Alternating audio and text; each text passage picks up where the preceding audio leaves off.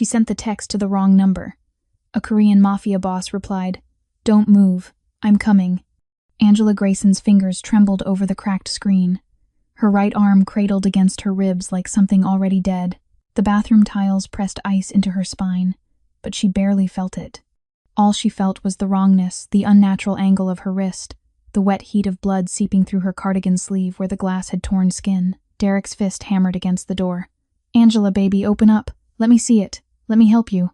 Her husband, the man who'd slipped a 2-carat diamond on her finger 4 years ago in a riverside garden, the man who'd just grabbed her arm with both hands and twisted until something inside snapped like kindling. "I didn't mean to hurt you. You know that. You startled me." She knew better than to answer. Silence only fed his rage, but words fed it faster. Angela fumbled for her phone with her left hand, vision swimming. She needed her brother. Julian would come. Julian always came. The screen smeared red under her thumb as she scrolled through contacts. Everything looked the same through tears and terror names blurring into shapes, numbers into nonsense. She pressed what had to be Julian's name and typed with one shaking finger. "He crushed my arm. I think it's broken. He won't let me leave. 2453 Westfield Apartments, Unit 17, please." She hit send and prayed. The door shuttered. Derek's voice dropped to that silky register that always came before the worst of it. "Angela, I'm asking nicely. Don't make me ask again." Her phone buzzed. "Who is this?" Her heart fell through the floor. Wrong number. She'd texted a stranger while Derek was seconds away from kicking down the only barrier between her and whatever came next. "No, no, no, no." She typed again. Faster, messier. "Wrong number, sorry. But please. Husband broke my arm. He's breaking down the door. I need help." 3 seconds of silence. Then, "Don't move. I'm coming. Confirm address." Angela's breath caught. She didn't know who this person was, didn't know if they were real or cruel or even in the same city, but they were all she had. 2453 Westfield Apartments, Unit 17. Please hurry. Please don't call police. Another buzz. "Stay hidden. 8 minutes. Hold on. 8 minutes. She'd be dead in 8 minutes." The lock was already splintering. "I'm counting to 3, Angela." The voice on the other side wasn't her husband's anymore. It was the voice he used when he stopped pretending. When the mask cracked and the thing underneath came out. 1. She pressed herself into the corner between the tub and the wall, trying to make her body smaller, trying to disappear into the grout. 2. Her phone screen dimmed. The last message sat there like a lifeline thrown from a passing ship. "Hold on." 2 words from a stranger who might not even come. 3. "Welcome to Ruthless Romance Tales. And honey, you just stepped into something you can't unsee. If you've been riding with me, you know we don't do safe here, we do dangerous, we do addictive, we do the kind of love that brands your soul and refuses to let go. And if you're new, buckle the hell up, because what you're about to witness is a collision so violent, so inevitable, it'll rewrite everything you thought you knew about romance. Hit that like button like your life depends on it. Subscribe because you're already hooked, and smash that notification bell, because missing what comes next would be a crime. Now let's watch how the ruthless Korean Mafia boss's life changed forever. The door exploded inward, splinters of cheap wood scattering across tile. Derek filled the doorframe 6'2", shoulders heaving, eyes flat and black like river stones. He wasn't looking at her like she was his wife. He was looking at her like she was a problem that needed solving. "Who were you texting?" He moved fast. Before Angela could pull the phone away, his hand closed around her shattered arm and yanked her upright.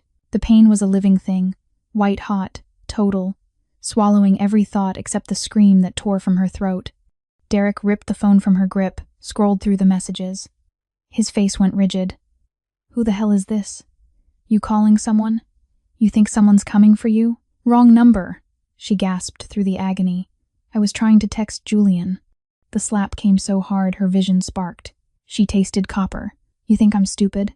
Derek grabbed a fistful of her hair and dragged her from the bathroom into the bedroom. "Nobody's coming, Angela. Nobody's going to save you. You're mine." She hit the mattress and bounced, her arm screaming. Derek paced the room, running his hands through his hair, muttering under his breath about how she made him do this, how she never learned, how everything would be fine if she just listened. "You need to understand something," he said, voice eerily calm now. He was unbuckling his belt. "You don't get to leave. You don't get to call for help. You don't. Car doors slammed outside. Heavy, multiple. Derek froze. Angela's pulse hammered in her throat. 8 minutes. It hadn't even been 5. Footsteps. Not the shuffle of neighbors or the casual stroll of someone walking a dog.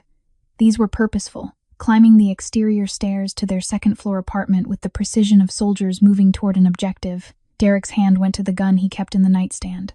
"Who did you call?" "I don't know," Angela whispered. And it was the truth. The footsteps stopped outside their door. Then the knocking started. 3 slow, deliberate strikes that didn't sound like a request. They sounded like a warning. The knocking stopped. For 3 heartbeats, the apartment held its breath. Then the front door didn't open, it simply ceased to exist.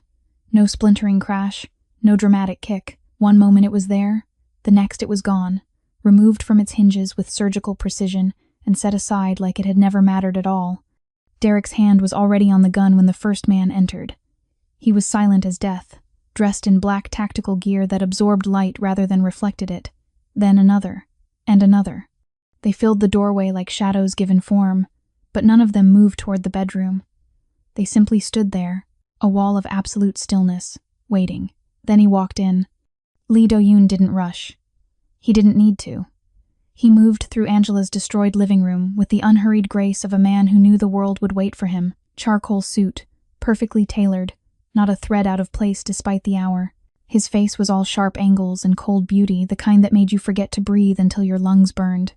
But it was his eyes that made Angela's heart stutter. Obsidian, flat, empty of everything except a terrible, patient focus. He looked at Derek the way someone might look at a stain on expensive marble. "Get out of my house." Derek's voice cracked as he raised the gun, his other hand still fisted in Angela's hair, yanking her head back. "I'm a police officer. I know what you are." Do-yoon's voice was quiet, almost conversational, with the barest trace of an accent that made each word sound deliberate. He took another step into the bedroom. His men didn't follow. They didn't need to. Derek's gun hand shook. "I'll shoot. Do-yoon smiled. It was the most terrifying thing Angela had ever seen. A thin, cold line that held no humor, no warmth, nothing human at all. Just the promise of something inevitable. "You won't." He moved. Angela didn't see it happen. One moment Do-yoon was near the door, the next he was beside the bed. His hand closed around Derek's wrist.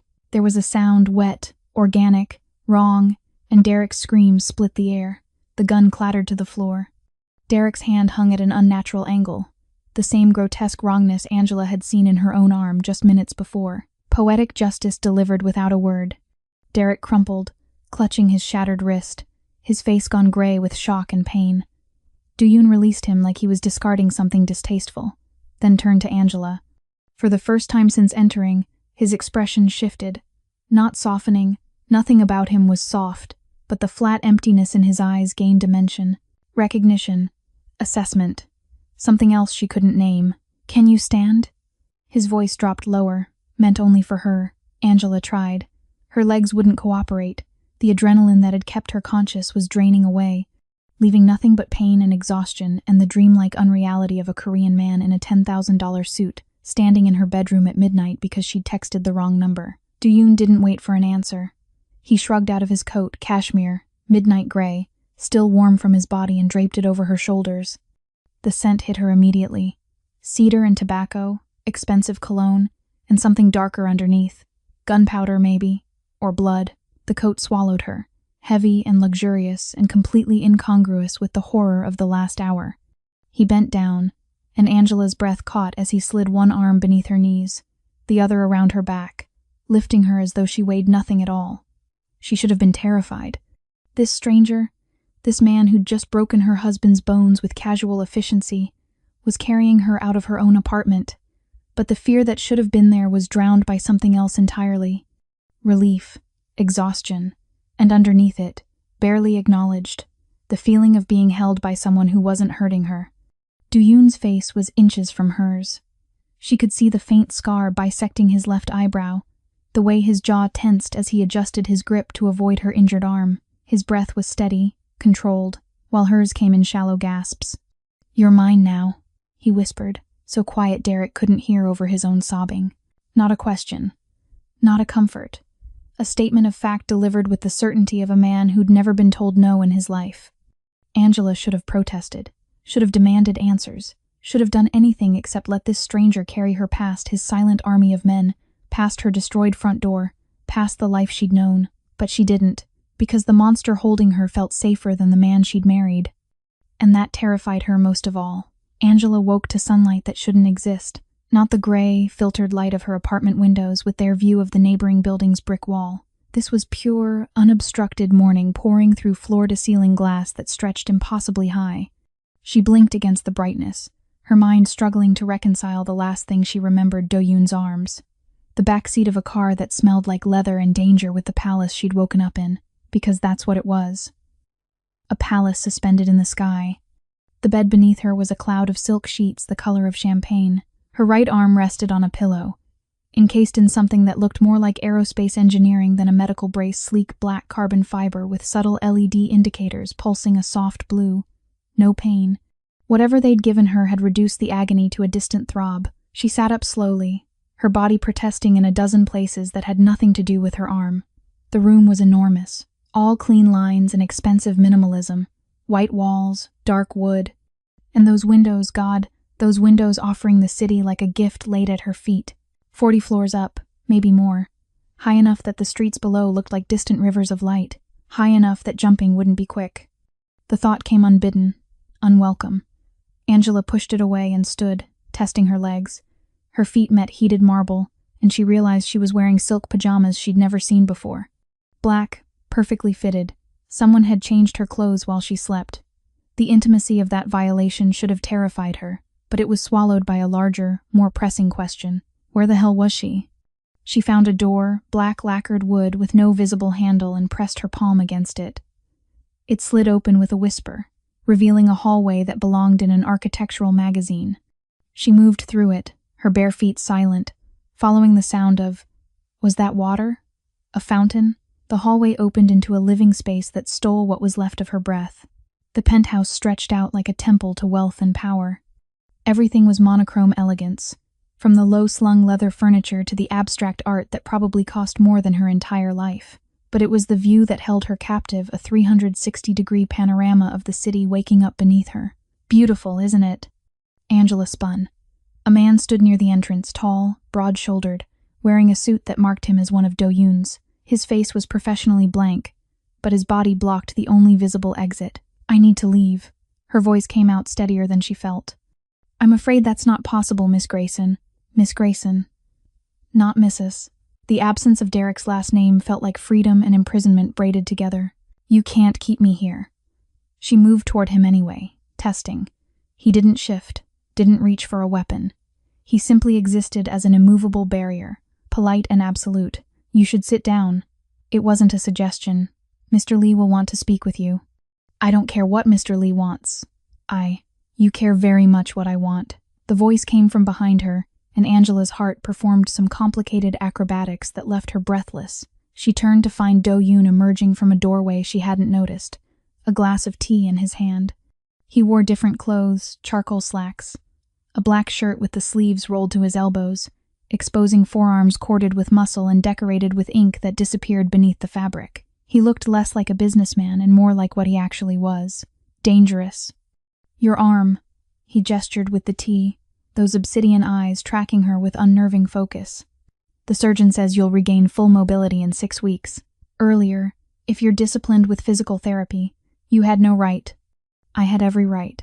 He moved closer, and Angela hated that she didn't step back. You texted me for help. I helped. I texted the wrong number. Yes, that terrible smile again, barely there. Lucky for you. The guard had disappeared, she realized. When had that happened? Now it was just her and Do-yoon in this glass tower, the city sprawling below them like subjects before a throne. I want to go home. You don't have a home. Not anymore. He set the tea down on a side table, the movement precise, controlled. Derek isn't in jail, Angela. His brother, Detective Marcus Hayes, filed the incident as a domestic dispute with no charges. Derek walked out of the hospital 4 hours after I left him bleeding on your bedroom floor. The room tilted. That's not possible. It's not only possible, it's done. He's looking for you right now. He's filed a missing persons report. You're officially a kidnap victim, and he's the concerned husband leading the search." Angela's legs forgot how to hold her weight. She sank onto the nearest chair leather, butter soft, probably obscenely expensive, and tried to process what he was telling her. "You're lying." "I don't lie. I don't need to." Do-yoon moved to the window, his silhouette dark against all that light. "Outside these walls, you are a dead woman. Derek will find you eventually. His badge gives him access to every camera, every database, every tool the city has to offer. And when he finds you, he will kill you. Not quickly, not cleanly." He turned back to face her, and the morning light made him look carved from shadow. "In here, you are untouchable. You are protected. You are—" He paused, something flickering in those dead eyes. "Mine. I'm not anyone's." But the words sounded hollow even to her own ears. "Then choose." He spread his hands, the gesture almost magnanimous. "Outside, you are prey. In here, you are a queen. Which do you prefer?" Angela looked at him, this beautiful, terrifying stranger who'd broken into her life and rearranged all the pieces and felt the trap close around her with the soft, inexorable pressure of silk tightening into a noose. She'd escaped one monster by running straight into the arms of something infinitely more dangerous. And the most terrifying part? She wasn't sure she wanted to run anymore. 3 days passed in the glass tower, and Angela learned that luxury could be its own kind of prison. She'd tried the doors. All of them. They opened to reveal more beautiful rooms, a library with first editions, a gym with equipment she didn't know how to use, a kitchen stocked with food she was too anxious to eat, but the elevator required a fingerprint that wasn't hers. And the stairs led to a door with a lock that didn't respond to anything she tried. On the 4th morning, Do-yoon knocked. Actually knocked, like her opinion on his entrance mattered. "Your arm needs cleaning." He stood in the doorway of the bedroom she'd claimed, holding a medical kit that looked military grade. "The brace comes off for 30 minutes daily. Doctor's orders. I can do it myself." With one hand, he tilted his head, and something in that small gesture made her pulse kick. "You're intelligent, Angela. Don't insult us both with pride." He was right, and she hated him for it. The bathroom was an exercise in excess marble everywhere. A tub that could fit 4 people. A shower with enough jets to simulate a monsoon. Do-yoon set the medical kit on the counter and turned on the water, testing the temperature with the kind of attention she'd seen him give everything. Precise, controlled, obsessive. "Sit." He gestured to the bench inside the shower enclosure. Angela's heart hammered against her ribs. "I'm not getting undressed." "I know." He retrieved a waterproof covering from the kit. "The brace stays dry. Everything else gets clean. You've been wearing the same clothes for 2 days." She had, because the alternative was accepting the wardrobe that had appeared in the closet designer labels, her exact size, chosen by someone who'd studied her body with uncomfortable precision. The steam built around them as she sat, still fully clothed in the silk pajamas. Do-yoon knelt beside the bench, close enough that she could see the ink disappearing under his rolled sleeves wasn't random. It was a story told in symbols she didn't understand. Dragons. Tigers. Something that looked like a family crest rendered in brutal black lines. He began with her left hand, using a soft cloth to wash away days of sweat and fear. His touch was clinical at first, efficient. But there was something hypnotic about watching those dangerous hands perform such a gentle task. Hands that had broken Derek's bones now cradling her fingers like they were made of glass. "Why are you doing this?" Her voice sounded strange in the steam-thick air. "Because you can't." He moved to her wrist, her forearm, the movements methodical but not cold. Never cold. "You have people who could. I don't trust anyone else with you." The words settled between them, heavy with implication. Angela watched water droplets slide down his forearms, following the paths of ink and muscle. His sleeves were soaked now, clinging to skin that shouldn't have fascinated her but did. "Lean forward." She obeyed before her brain caught up with her body. He gathered her hair thick coils that she hadn't had the energy to maintain and pulled it over her shoulder with surprising gentleness. His fingers brushed the back of her neck, and Angela's breath caught. "You're afraid of me." Not a question. "Yes." "Good." He continued washing, moving to her shoulders, her back, the cloth warm and careful over silk that was growing transparent with water. "Fear keeps you smart, but you're also curious. That's dangerous." "Curious about what?" "Why a man like me would care about a woman like you." Angela turned to face him, water streaming down her face, her heart doing something complicated in her chest. "And why do you?" Du-Yoon paused, the cloth still in his hand, his face inches from hers. Up close, she could see the scar through his eyebrow wasn't the only one. There was another, faint, along his jaw. And his eyes, God. Those eyes weren't entirely black. There were flecks of bronze near the pupils, like embers in ash. I'll show you. He stood, offering his hand. Get dressed. Something comfortable. 20 minutes later, she followed him through corridors she hadn't explored, her damp hair leaving wet spots on the simple black dress she'd finally accepted from the closet. It fit like it was made for her. It probably was. Du-Yoon stopped at a door that looked like all the others, but wasn't. When it opened, Angela's world tilted sideways. The room was soundproofed, she could tell from the specialized panels on the walls, and in the center, bathed in soft light, stood her cello. Not one like it. Hers, the instrument she'd saved for 3 years to buy, with the scratch on the neck from the first time Derek had knocked it over in a rage. How? Her voice failed. I went back. Du-Yoon leaned against the doorframe, watching her with that unnerving focus. The night I took you. My men retrieved everything that mattered before Derek could destroy it. Angela moved toward the cello like a woman in a trance. Her fingers, the ones on her good hand, traced the familiar curves. The strings that needed tuning, the bow resting beside it. Why? Because 5 years ago, I saw you perform at the Sheridan Hall benefit concert. His voice was quiet, almost reverent. You played Elgar, the cello concerto in E minor, and for 4 minutes and 37 seconds, I forgot what I was. Angela turned to stare at him. You remember the piece? I remember everything about that night. He pushed off the doorframe, moving closer. You wore emerald green, your hair was up, and when you played, you closed your eyes like the music was the only thing in the world that mattered. Her breath caught. You're saying you've been what? Obsessed with me for 5 years? Obsessed is your word. He stopped just behind her, close enough that she could feel the heat of him. I prefer devoted. That's insane. Yes. His hand came up, hovering near her shoulder but not quite touching. I've bought every recording you've made, attended every public performance, and when you stopped playing 2 years ago, I noticed. I looked into why. The air left Angela's lungs. Derek. Derek. The name sounded like a curse in his mouth. Who crushed your spirit long before he crushed your arm. So when your text came through when fate put you in my hands, I didn't hesitate. Angela turned to face him, and the truth crashed over her like a wave. This isn't a rescue. It's a collection, he finished, that terrible smile playing at his lips. You're the masterpiece I've been waiting to acquire, and now that I have you... His hand finally made contact, fingers tracing the line of her jaw with devastating gentleness. I'm never letting go. Angela couldn't sleep. The penthouse was too quiet at night, all that glass and marble swallowing sound until the silence itself became a presence. She'd tried, spent 2 hours staring at the ceiling of her gilded cage, replaying Do-Yoon's words in the music room. Collection, masterpiece, never letting go.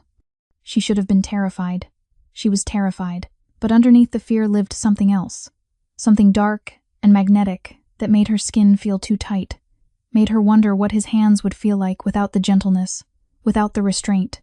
At 2 a.m, she gave up on sleep and wandered. The penthouse was different at night. The city lights below transformed the glass walls into mirrors, reflecting her ghost-like figure back at her brown skin, glowing amber in the dimness, her natural hair a dark halo around her face. The black silk nightgown she'd finally accepted hanging off her frame like shadow-made fabric. She moved through corridors she'd memorized by now, drawn by something she couldn't name. Maybe curiosity, maybe self-destruction, maybe they were the same thing. That's when she heard his voice. Low, controlled, speaking in Korean with the kind of authority that made her spine straighten even though the words meant nothing to her. It came from a room she'd assumed was locked an office at the far end of the east wing, behind a door that always remained closed. Tonight, it was cracked open. Just enough. Angela knew she should walk away, knew that whatever happened behind that door was none of her business, was dangerous to witness, was exactly the kind of knowledge that got people killed in movies. But her feet kept moving, drawn by the gravitational pull of a black hole, until she stood in the sliver of darkness beside the doorframe. Through the gap, she could see him. Du-Yoon sat behind a massive desk of dark wood, his face lit by the cold glow of multiple monitors. He'd shed his usual armor, the suit jacket was gone, his shirt unbuttoned at the collar, sleeves rolled up to reveal those tattooed forearms. But it wasn't his appearance that made Angela's blood run cold. It was his expression. Empty. Absolute. The face of a man who'd removed every trace of humanity and replaced it with pure, calculating purpose. On the screen in front of him, another man spoke older, Korean, his face tight with fear barely masked as respect. Do-yoon listened with the patience of a predator watching prey run out of places to hide. Then he spoke. Still Korean, but Angela didn't need translation. She understood tone. She understood finality.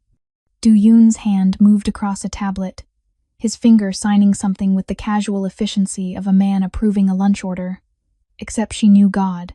She knew in her bones he wasn't ordering food. The man on the screen bowed. The call ended. Do-yoon pulled up another screen. Financial charts. Numbers flowing in columns that meant nothing to Angela but clearly meant everything to him. He made another gesture, moved funds with a swipe, and somewhere in the world, someone's life was being dismantled. Asset by asset. Account by account. A systematic destruction carried out with the cold precision of a surgeon. This was who he was. Not the man who'd washed her arm with gentle hands. Not the man who'd retrieved her cello and remembered her performance from 5 years ago. This was Lee Do-yoon, the king of an empire built on fear and blood, and she was standing in his palace watching him destroy people with less emotion than normal humans showed swatting flies. She must have made a sound, a gasp, a sharp intake of breath, something. Because he looked up. For one frozen moment, their eyes met across the darkness, and Angela watched something extraordinary happen. His face transformed. The emptiness evaporated, replaced by something warm and terrible and devastating. The monster disappeared, and in its place stood a man looking at her like she was the only thing in the world worth seeing. He stood slowly, moving around the desk with that controlled grace that made her heart hammer for all the wrong reasons. Angela. Her name in his mouth was a prayer and a possession braided together. You should be sleeping. I couldn't. Her voice came out smaller than she intended. I know what you heard. He reached the doorway, and she should have stepped back, should have run, but she stayed rooted to the spot as he emerged from his office into the hallway. The man who'd just signed death warrants with the same hands now reaching for her face. Are you afraid? Yes. Good. His thumb traced her cheekbone, and Angela hated how her body leaned into the touch. You should be. I'm not a good man, Angela. I've never pretended to be. Then what are you? Yours. The word hung between them, heavy and irrevocable. Every terrible thing I am, every sin I've committed, every life I've ended, it all belongs to you now, just as you belong to me. That's not... Her protest died as his other hand came up, cradling her face like she was something precious and breakable. You can't just claim people. I don't claim people. I claimed you.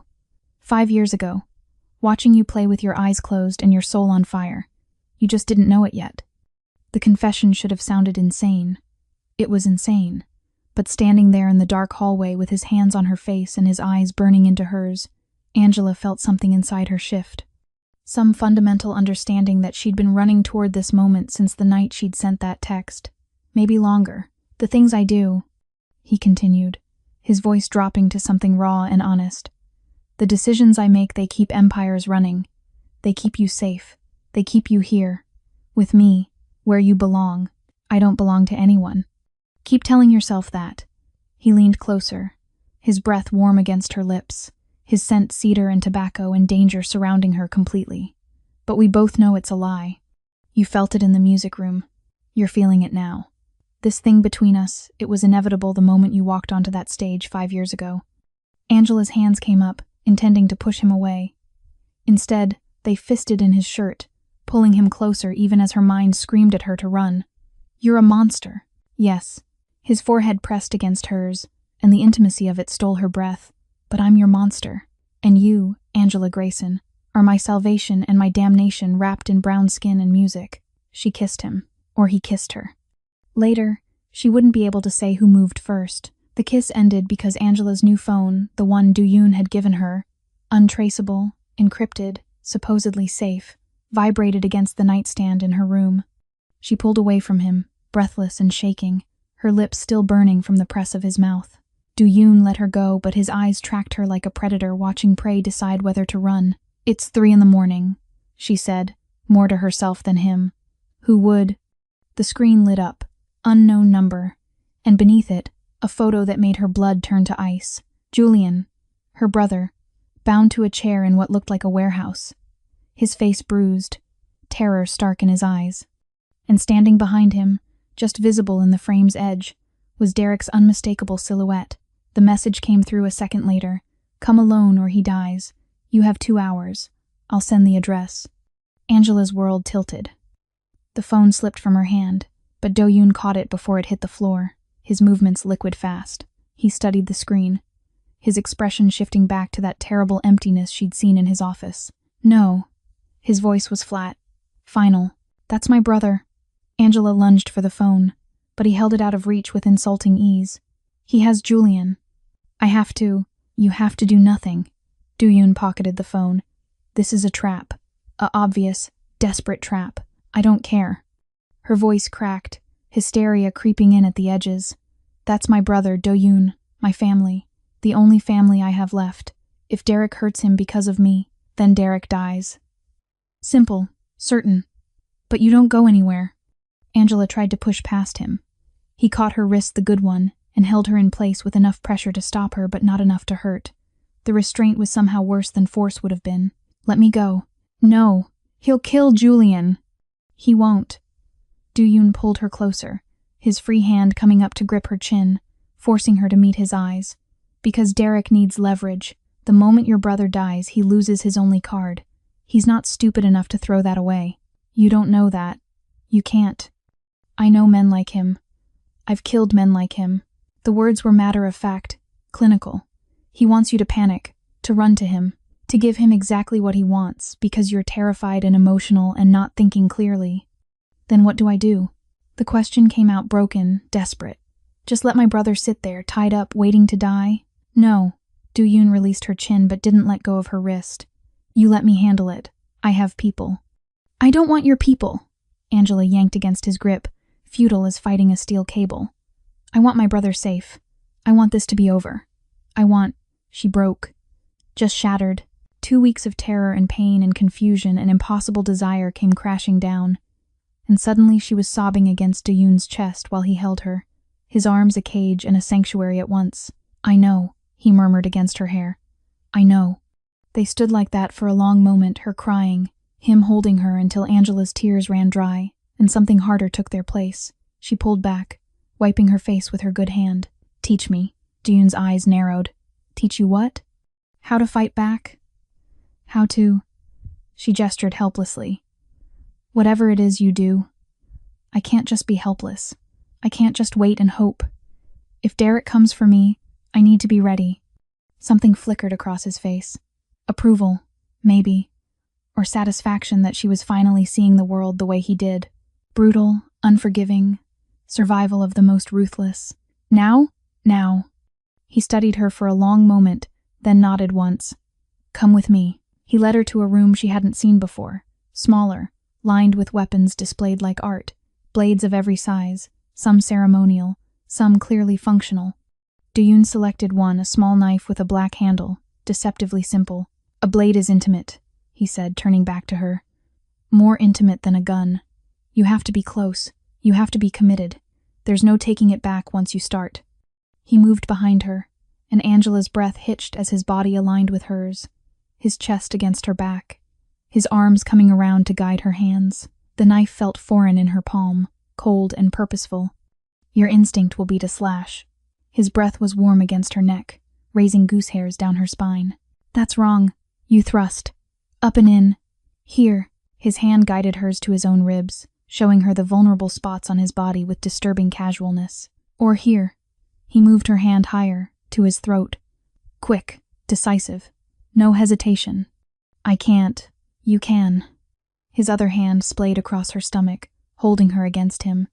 Your husband broke your arm, terrorized you, and now he has your brother. Tell me you can't imagine putting a blade in him. Angela closed her eyes, and the truth was she could imagine it. God help her, she could. Good girl. The praise in his voice was dark, possessive. Feel that? That's power. That's survival. That's what it takes to exist in my world.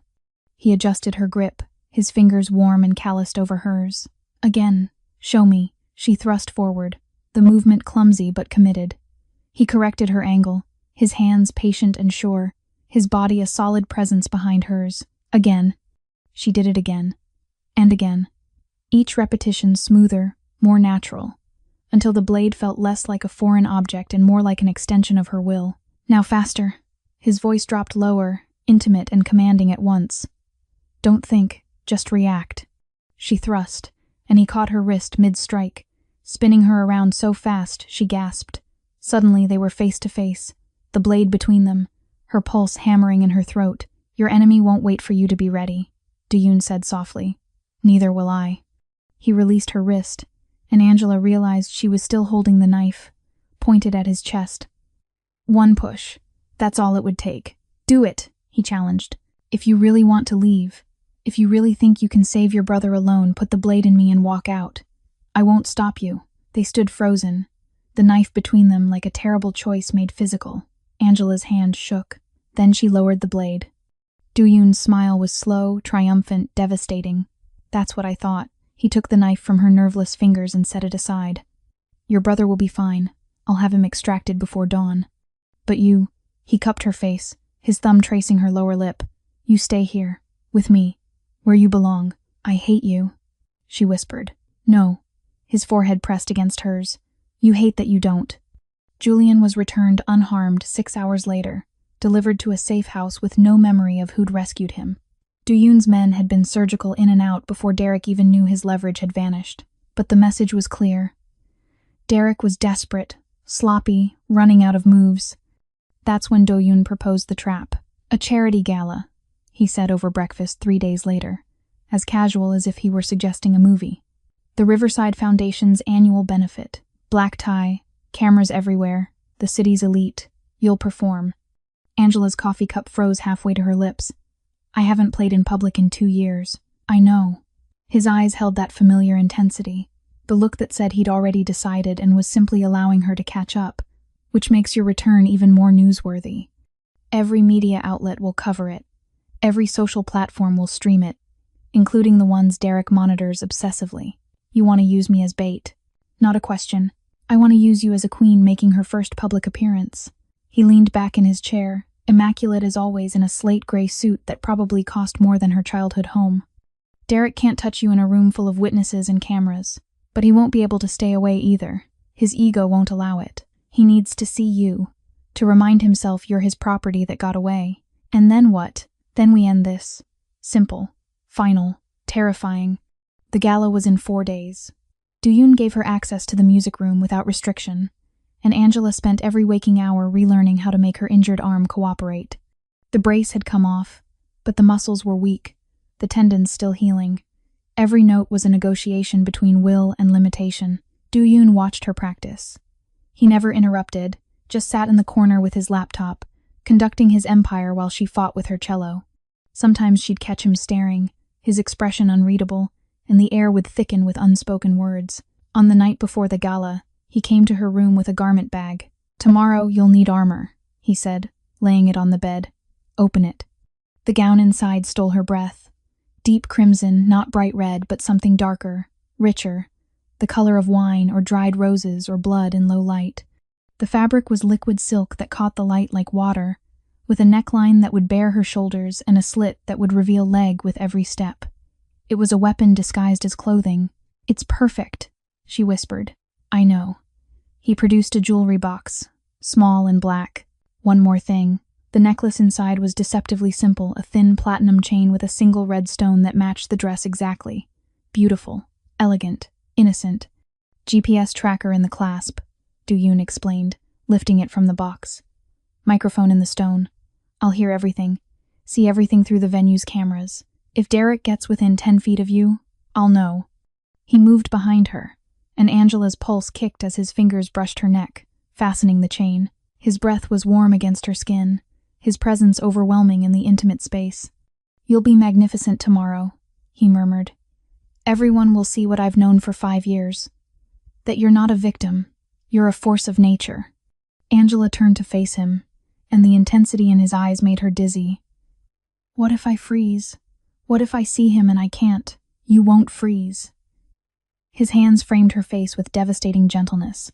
Because you're not the woman who sent that text anymore. You're the woman who held a blade to my chest and chose to lower it. You're the woman who plays music like she's conjuring fire. You're mine, Angela, and what's mine doesn't break. The kiss was inevitable. Slower this time, deeper, his hands sliding into her hair while hers fisted in his shirt. When he pulled away, they were both breathing hard. Tomorrow, he said, his voice rough. You perform. You remind the world who you are, and then we finish this. The gala was exactly as promised, excessive, elegant, swarming with the kind of people who wore their wealth like a second skin. Angela arrived in Do-yoon's car, the red dress clinging to her curves, her hair styled in an updo that showed off the necklace. Cameras flashed as Do-yoon helped her out, his hand possessive at the small of her back. Smile, he murmured. Show them you're untouchable. She did, and the cameras loved it. Backstage was controlled chaos, musicians warming up, coordinators speaking urgently into headsets, the energy, electric and anxious. Angela's hands shook as she rosined her bow, but it wasn't stage fright, it was anticipation. Her phone buzzed. A text from Do-yoon, who'd taken his seat in the audience. He's here. Back right corner. Security uniform. I have eyes on him. Angela's blood turned cold. She looked toward the stage entrance, could see the audience through the gap in the curtains. Hundreds of people in formal wear, champagne glasses catching light, the murmur of conversation like distant waves. And there, exactly where Do-yoon said, stood Derek. He'd somehow acquired a security uniform, probably through his brother's connections, and positioned himself where he could watch the stage. Even from this distance, she could see his smile. Confident, possessive, the smile of a man who thought he'd already won. He thought she was still his. Still the terrified woman who'd hidden in a bathroom while he broke down the door. He hadn't accounted for what 3 weeks in a glass tower with a monster had done to her. The stage manager touched her shoulder. You're on in 2 minutes, Miss Grayson. Angela stood, cello in hand, and felt the weight of the necklace against her collarbone. Do-yoon was listening, watching, ready. I'm ready, she said. She walked onto that stage like she was walking into battle. The lights were blinding, the audience a dark sea of faces. But she found her chair, positioned her cello, and looked up. Derek was still smiling. The conductor raised his baton. Angela closed her eyes, placed her bow against the strings, and began to play. The music that poured out wasn't the delicate, controlled performance she'd planned. It was fire and fury, grief and rage, every emotion she'd buried for 2 years channeled through horsehair and wood. She played like she was exorcising demons, like the cello was a weapon and the notes were bullets. The audience was transfixed. Derek stopped smiling, and Angela realized, with crystalline clarity, that she wasn't the prey anymore. She was the trap, and it was already closing. The applause was thunder. Angela lowered her bow, chest heaving, sweat dampening the hollow of her throat despite the air conditioning. The audience rose as one, a standing ovation that shook the chandeliers. But she wasn't looking at them. Her eyes found Derek in the back corner, and the fury on his face was its own kind of victory. She'd done it, performed in front of hundreds, broadcasted to thousands, and reclaimed the thing he'd tried to take from her. The stage manager ushered her off as the next performer took position. Angela's hands were shaking, adrenaline, triumph, terror braided together as she navigated the maze of backstage corridors toward her dressing room. The necklace felt warm against her skin, Do-yoon's constant presence even when he wasn't visible. She almost made it. Angela. The voice froze her blood.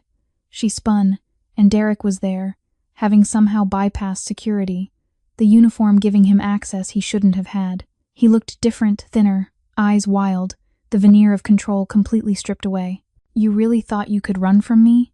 He moved closer, and Angela's training kicked in. She stepped back, keeping distance, assessing exits. Thought you could embarrass me in front of the entire city. I didn't think about you at all. Her voice was steady, despite the fear clawing up her spine. That performance wasn't for you. It was for me. Lying whore. The words were venom. He pulled something from his pocket, a small plastic bag filled with white powder. You're going to come with me quietly. We're going to walk out of here, and I'm going to arrest you for possession. My brother's already prepared the paperwork. Angela's heart slammed against her ribs. That's not mine. Everyone will know. Everyone will know you're a junkie who ran away with a criminal to fuel your habit. He moved fast, grabbing her injured arm. The pain was sharp but manageable, nowhere near what it had been. Do-yoon's going down too. Kidnapping, trafficking, corruption. I've been building the case for weeks. He was insane, completely detached from reality. And in that security uniform, with his badge and his brother's protection, he might actually pull it off. Derek, please. She let her voice break, let herself sound small and scared. The woman he expected her to be. Too late for begging. He shoved the bag into her clutch, his grip on her arm tightening. Now move, or I'll drag you out of here. Angela moved, but not the direction he expected. She spun into him instead of away, using his own grip as leverage, and brought her knee up hard between his legs. Derek's breath left him in a shocked wheeze, his hold loosening just enough. She grabbed the mic stand from the nearby props table, heavy, metal, perfect, and swung it at his throat. The impact was solid, satisfying. Derek choked, staggering back, his face going purple. Angela didn't stop, couldn't stop. 3 weeks of fear and fury and helpless rage poured out in controlled violence.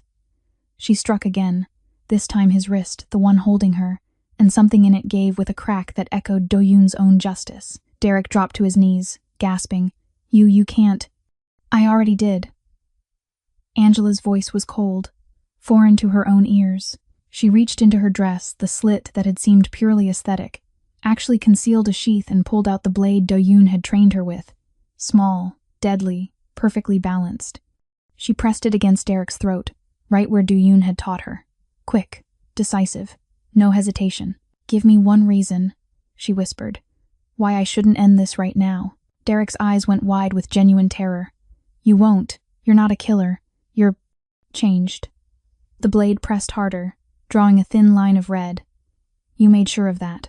Angela, Do-yoon's voice cut through her rage like a blade of its own. She looked up to find him standing in the corridor entrance, but he wasn't alone.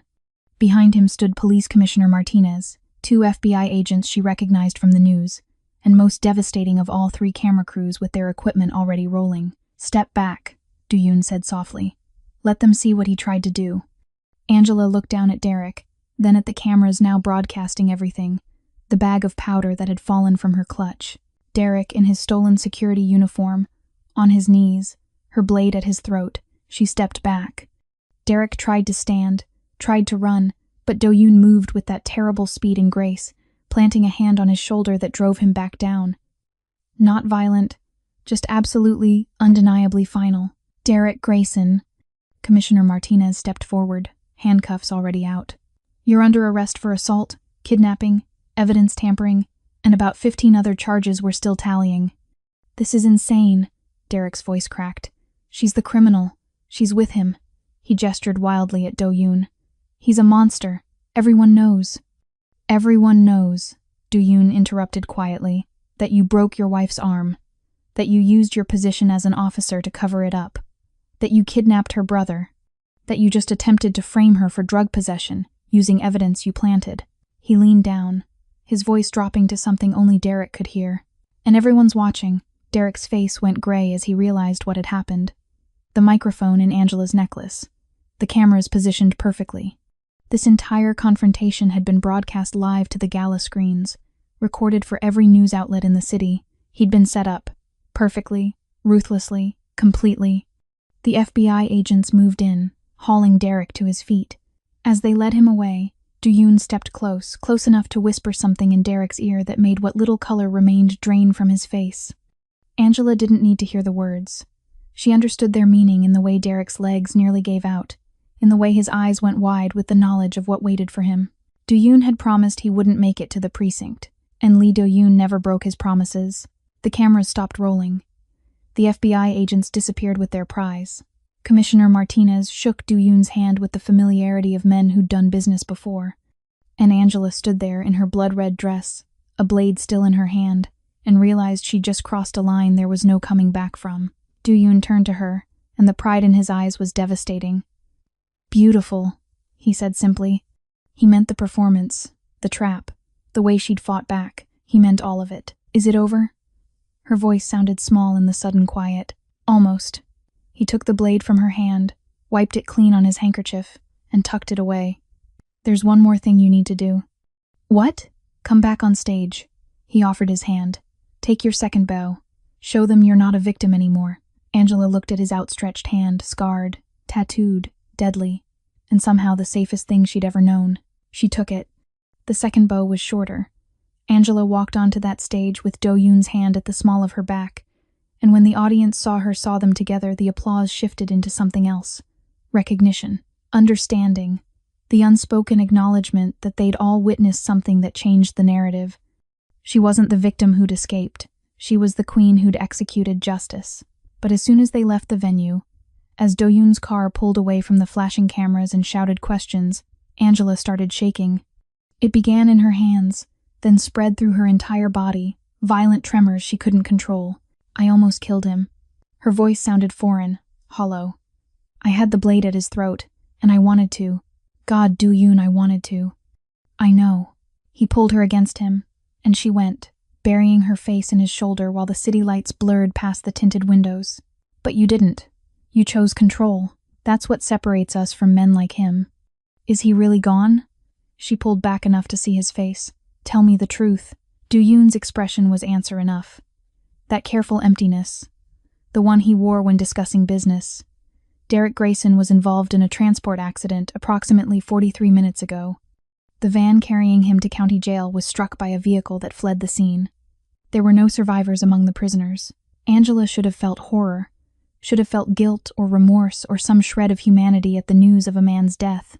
Instead, all she felt was a crushing, liberating wave of relief so powerful it made her lightheaded. Good, she whispered. Do-yoon's eyes darkened with something that looked like satisfaction, pride, possession. Good, he echoed. They rode the rest of the way in silence, his arms around her, her face pressed against his chest, where she could hear his heartbeat steady, unhurried, the rhythm of a man who'd orchestrated death and felt nothing but certainty. The penthouse was dark when they arrived, rain beginning to streak the massive windows. Angela moved through it like a ghost, still wearing the crimson dress, the necklace Do-yoon had given her warm against her skin. She should have been exhausted, should have collapsed into bed and slept for days. Instead, she found herself drawn to the music room. The cello waited where she'd left it that morning a lifetime ago, it seemed now. Angela picked it up, carried it to the main living area, and stepped onto the balcony. Rain immediately soaked through her dress, plastering it to her skin, but she didn't care. She needed to play. Do-yoon found her there minutes later, the bow already moving across strings, rain and music blending into something primal. He didn't tell her to come inside. Didn't worry about the instrument getting wet. He simply stood in the doorway, watching as she poured everything into the performance. This wasn't the controlled, perfect execution she'd given the gala audience. This was raw, wild. The sound of a woman who'd walked through fire and came out forged into something harder, sharper, more dangerous than before. When the last note faded into the sound of rain, Angela lowered the bow and found Do-yoon watching her with an intensity that made breathing difficult. That, he said quietly, is who you really are. He crossed the balcony, rain immediately soaking through his expensive suit like he didn't notice, didn't care about anything except reaching her. His hands framed her face, rainwater streaming between them.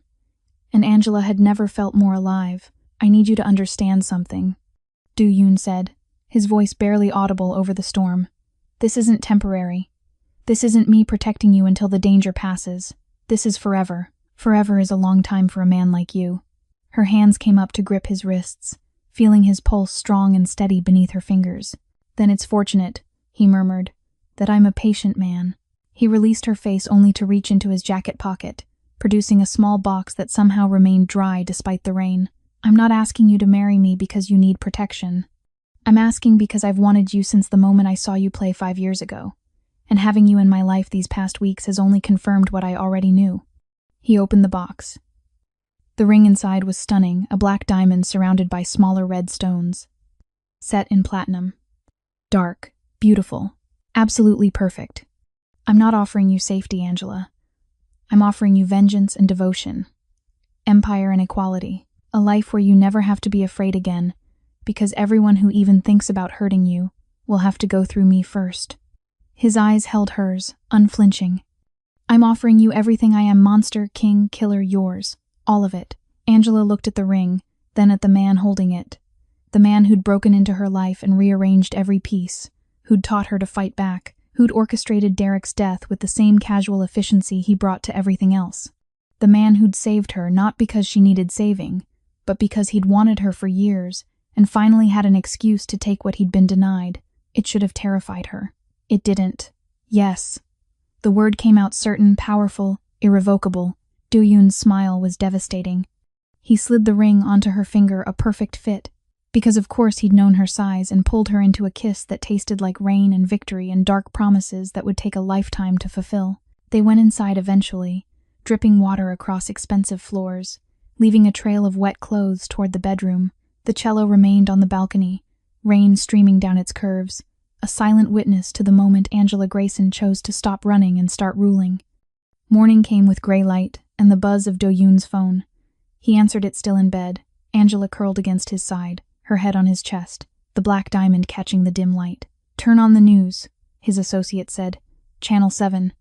Do-yoon reached for the remote, and they watched as the morning anchor delivered the story with appropriate gravity.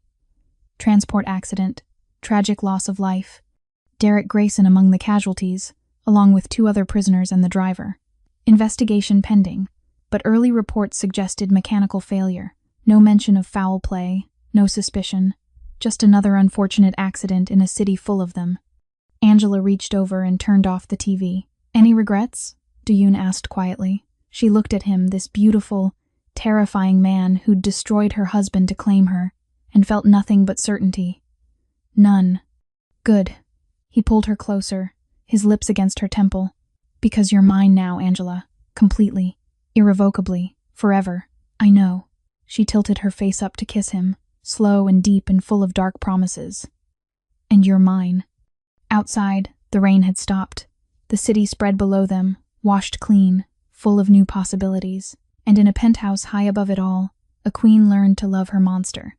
If you made it this far, you know this isn't your average love story. This is what happens when romance collides with darkness, when salvation comes wrapped in danger, when the man who saves you is the most dangerous thing you've ever encountered. Hit that like if Do-yoon's brand of devotion made your heart race. Subscribe because you're clearly addicted to the ruthless kind of love. And drop a comment telling me whose story you want next, because in this world, every monster deserves their muse, and every queen deserves her throne. Welcome to Ruthless Romance Tales, where happy endings come with a body count.